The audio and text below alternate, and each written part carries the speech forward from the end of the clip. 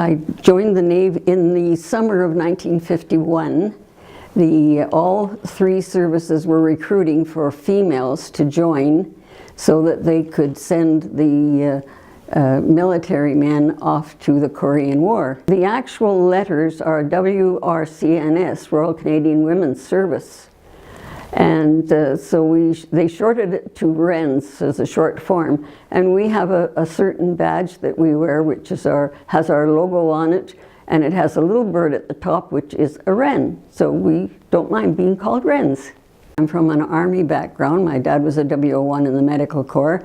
My uncles, my grandparents were both in the Army as well. A few years after I was in, my sister came and joined as well. But when I joined in Ottawa, I went to Cornwallis. First time I was ever out of the city of Ottawa. And I didn't know anyone else going with me, so I was a little bit shy of everything. After 6 weeks of basic training, they sent us to Moncton, New Brunswick for a communications course where we learned to do Morse code, semaphore, and several of us used to hitchhike to Halifax because we had some male friends on the HMCS Magnificent at that time. And it was interesting. No trouble getting a ride in those days in uniform.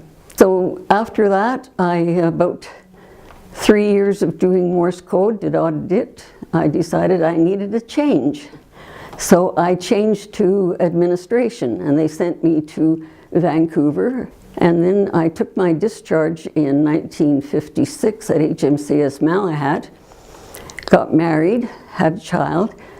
Then I decided, hey, I miss the Navy. I want to go back in the Navy. It was lots of fun.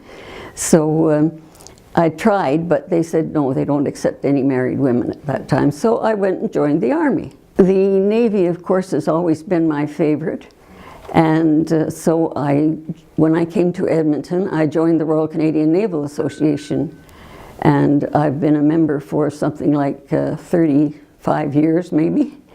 And at this point, I am now the Vice President membership for the National RCNA office. For young women thinking of a career, any one of the armed forces I would highly recommend.